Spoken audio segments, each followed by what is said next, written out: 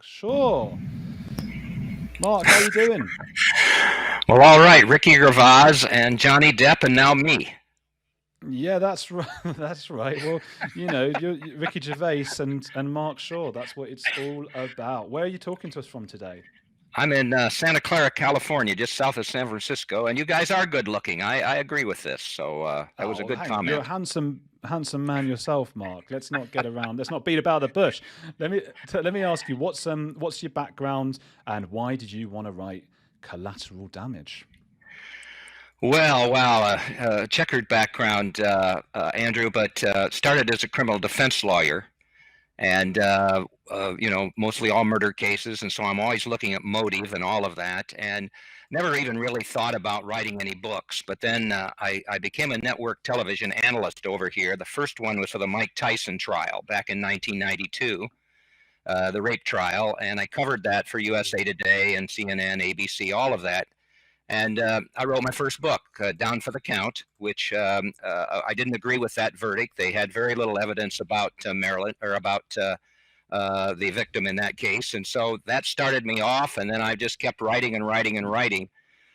Collateral Damage basically is the I never really thought I would even write it. I had learned about the JFK assassination, obviously, when I was in college, but I never really was interested in it that much. And then I had practiced law with a famous lawyer in San Francisco that many of your older audience may know, named Melvin Belli.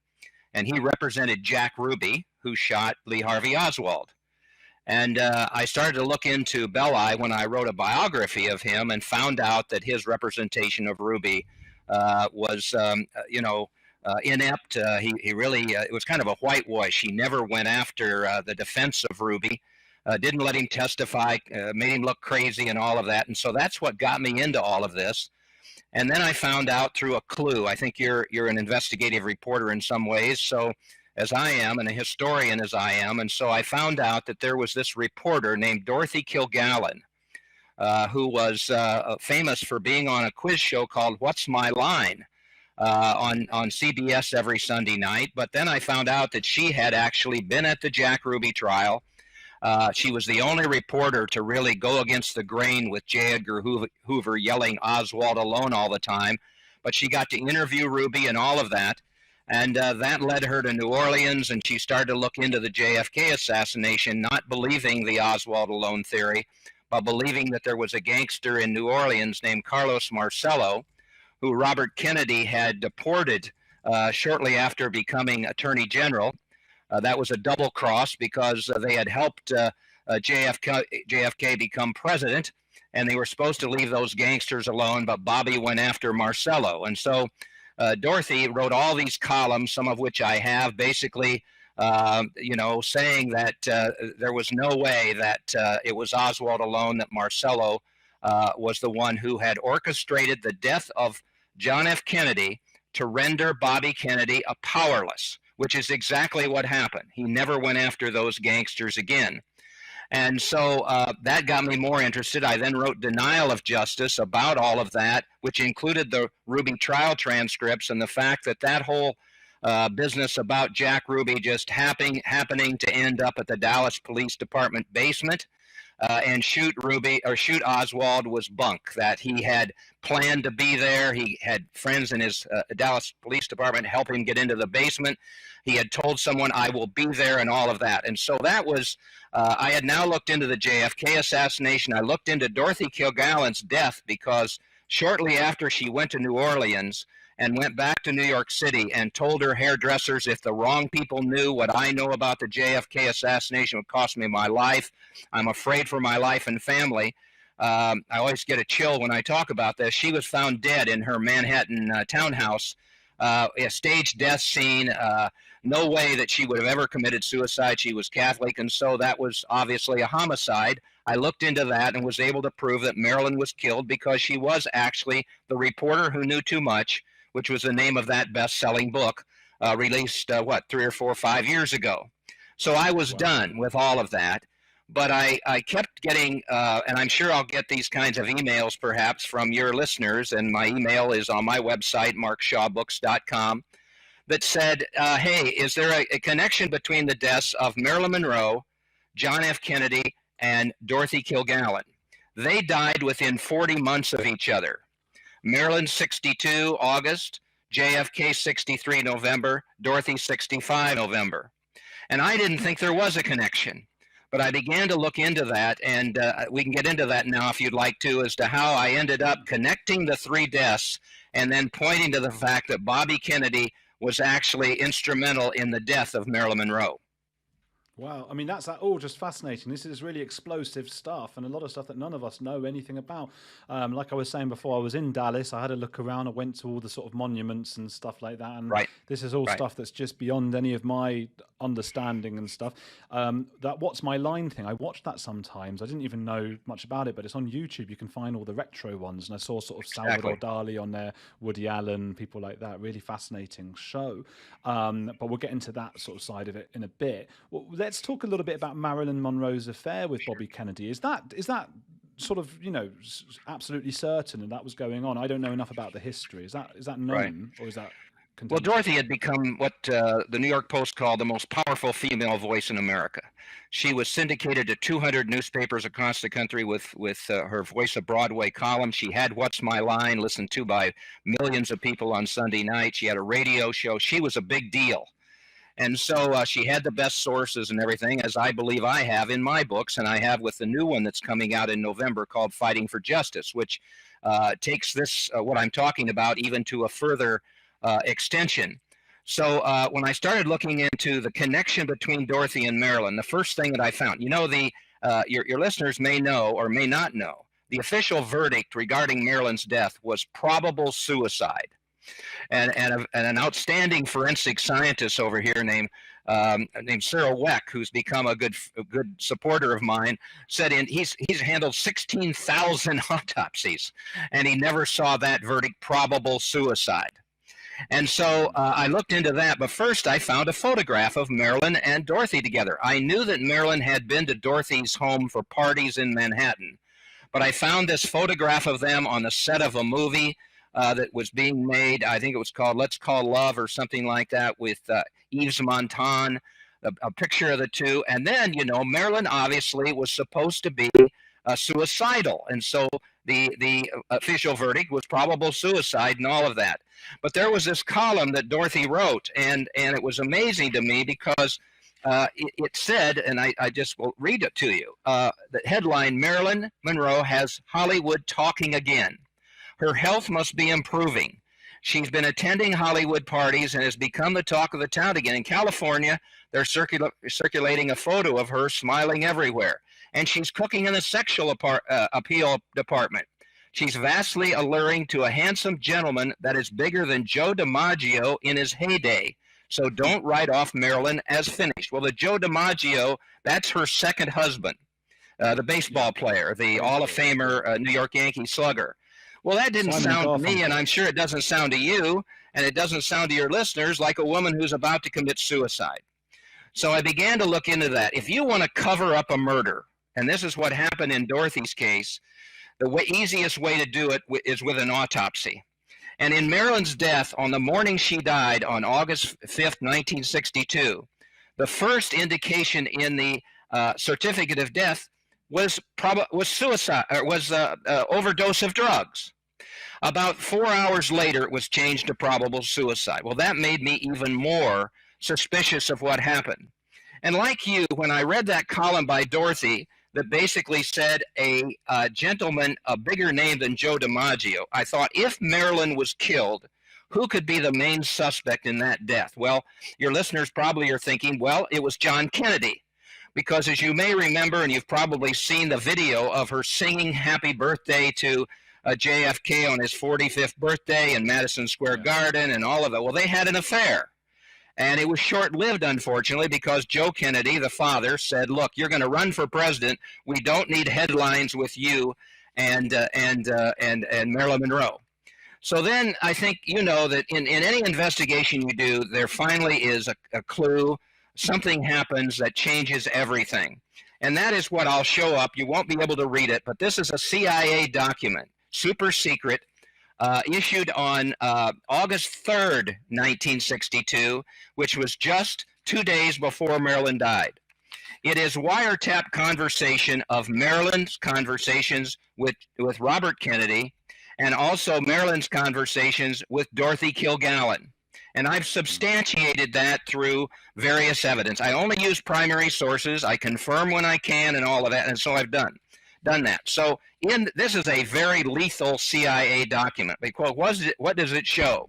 First, it talks about the fact that there is this relationship between the two Kennedy brothers and Marilyn, and it talks about the fact that she has been privy to information that they have provided for her, either through pillow talk or bragging or whatever, the egotistical Kennedy brothers.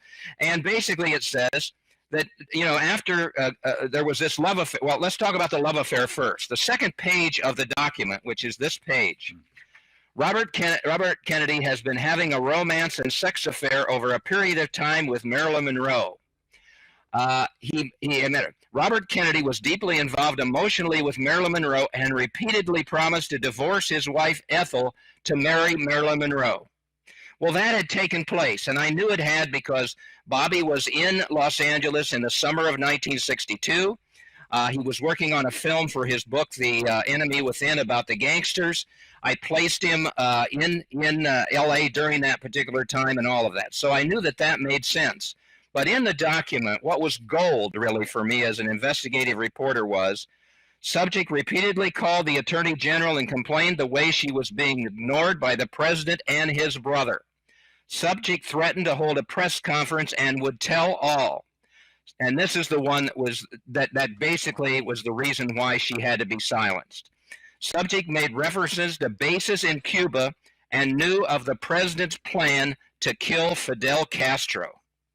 If they leaked that information to her and she went to the press with this, I mean, that's pretty much almost treason by the Kennedy brothers telling her about that. It would have ruined their careers.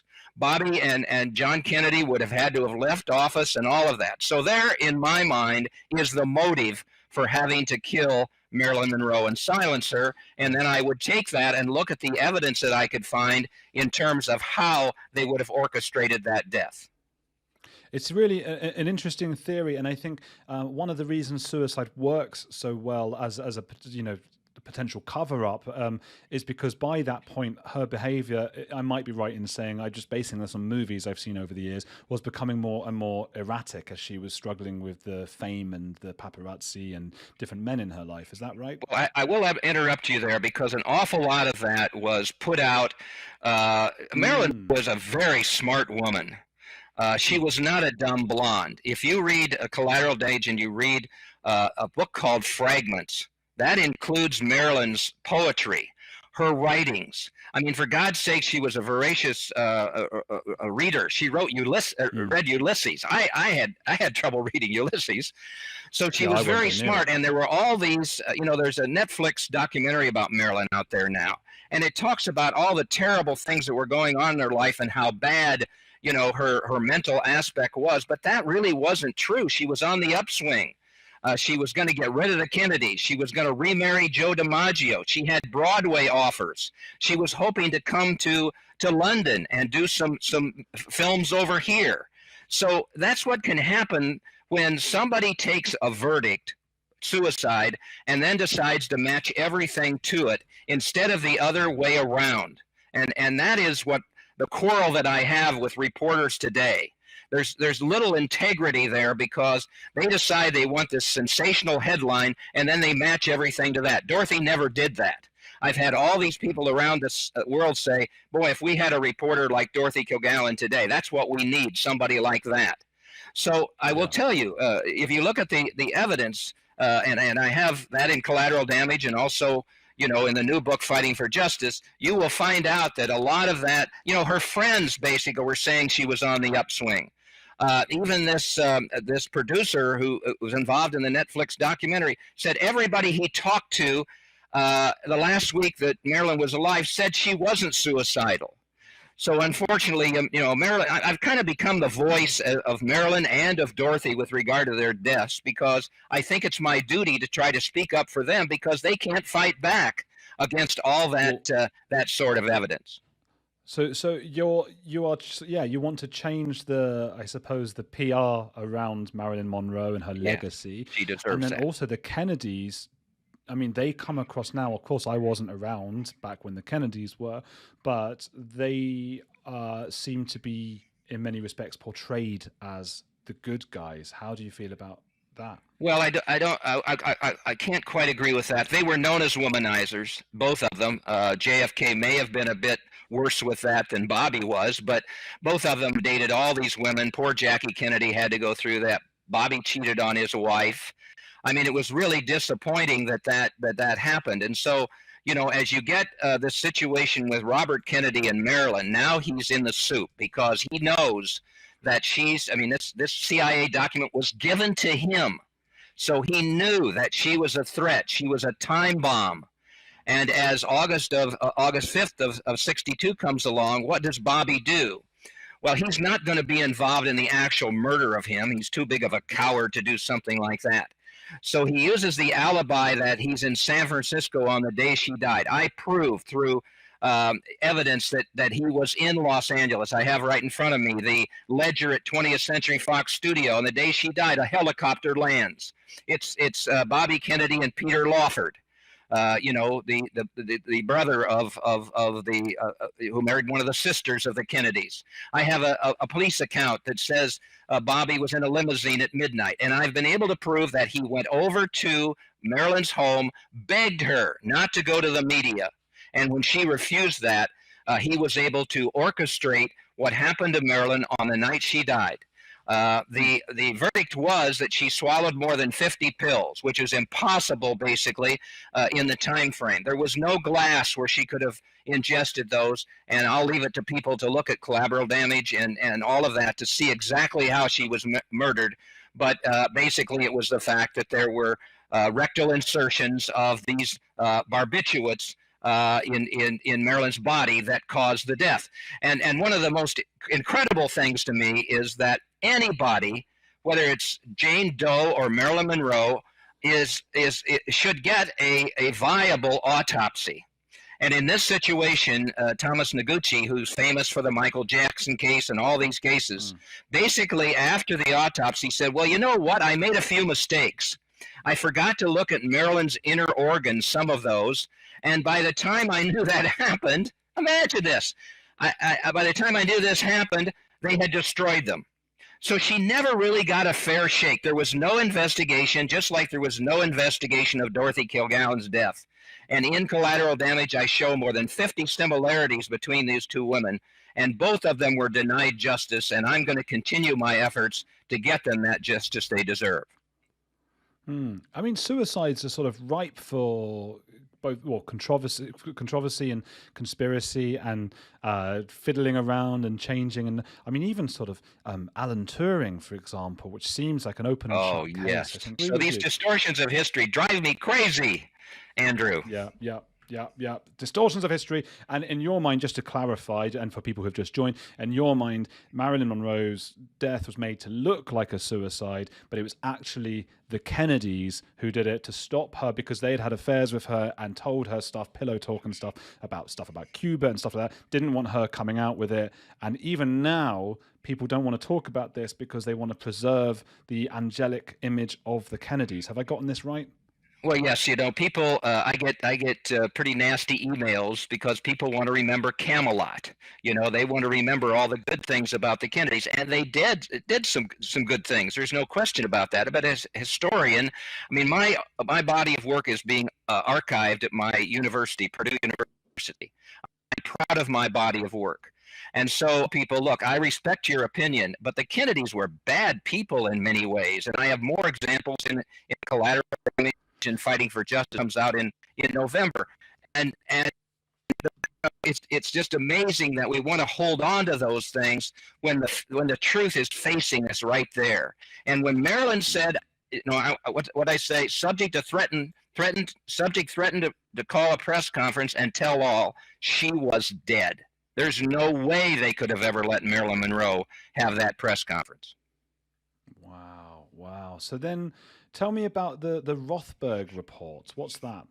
Well, that is the CIA document. That's what I've called it. And what I've said is, if you look at this with some common sense, if Bobby Kennedy would have been prosecuted, you said this early, if Bobby Kennedy would have been prosecuted for Marilyn Monroe's death based on the mounds of evidence at the time, all right, he would have been prosecuted, and there wouldn't have been the need for this mobster, Carlos Marcello, to have killed JFK to make Bobby powerless, because he would have been powerless, and JFK would have never been killed, and Dorothy Kilgallen would have never been murdered, because there would have been no JFK assassination to investigate. So, that changed the course of history, really, because of Bobby's conduct, both with double-crossing the mobsters and then of eliminating Marilyn Monroe. Man, what a complex. There you go. What do you think, Andrew? Yeah, I'm to be honest, my mind's blown a little bit here, because it's all stuff I didn't know. I'm trying to get my head around it all. I think people in the comments must be a little bit shocked as well. Really interesting to know about this distortion of history. So JFK, in your mind, was not, but okay, let's get on to the actual murder itself. So Lee Harvey Oswald. So what was it? Him? What happened with his assassination? Well, it's just absolutely amazing what can happen. When JFK died, J. Edgar Hoover was shouting to the world, Oswald alone, because if it's a nut like Oswald, then the FBI can't be held accountable. But he knew in his mind of the motive with Carlos Marcello and the mobsters having to get rid of JFK so Bobby would be powerless. The only reporter who is going against the grain, and you will read these columns of hers in both of those books, Collateral Damage and The Fighting for Justice, it comes out. She was the only one going against the grain. The Oswald file must not close. We don't, there's much more to this, just like she did with the column she wrote about Marilyn Monroe. But at that time, nobody was listening to Dorothy. And so in that situation, they just bought hook, line, and sinker what J. Edgar Hoover was saying. Oswald, I have shown that he was involved and connected to Marcello. I have shown that Jack Ruby was connected to Marcello. He had all the motive in the world, and I will just tell you also, you've got those 3 deaths within 40 months, but then in 1968, RFK is assassinated, right? Well, I've been able to show, and some of that evidence is in the new book, Fighting for Justice, that Sirhan is in all likelihood not the one who actually shot RFK. Who had the greatest motive to have gotten rid of RFK? Well, it's Marcello. Why? Because Bobby Kennedy said many times, I thought they would get one of us, but I thought it would be JFK. And and RFK Jr. has said that Bobby Kennedy knew it was Marcello. So if RFK becomes president, what's the first thing he's going to do? He's going to go after Marcello. So again, based on motive, if you follow this through, Mark, for people who've joined later, can we just explain who Marcello is? Carlos Marcello, also known as the Little Man, who that is, just for those who are just joining now. Sure. Marcello had his empire in New Orleans, drugs, prostitution, gaming, whatever it was. He had built an empire at that time worth more than in millions of dollars, which is billions of dollars now. And he controlled all of that. And so the moment that RFK became president, he threw him out of the country. He came back, and then Marcello had his connections in Dallas to a guy named Joe Savello and others, and his connections to Ruby and Oswald. And so when they needed to get rid of JFK, he used those connections. I mean, you went to Dealey Plaza. You ever talk about a death trap? I mean, there's only one way in and one way out of that. And, I don't get into how many shots there were and who did this or what. Oswald was involved, I know, and then Ruby was brought in to cover up Oswald's situation. But when you look at motive, and I'm pleased that, there's more than 7 million views of my presentations and interviews up on YouTube. And I'm proud to say that, my theories have made sense to people, because you don't go after the wild theories. I don't use that C word. Conspiracy, if that's spelling it right. I use Yeah, you did plot to well. kill the president. That's what we had back in 1963.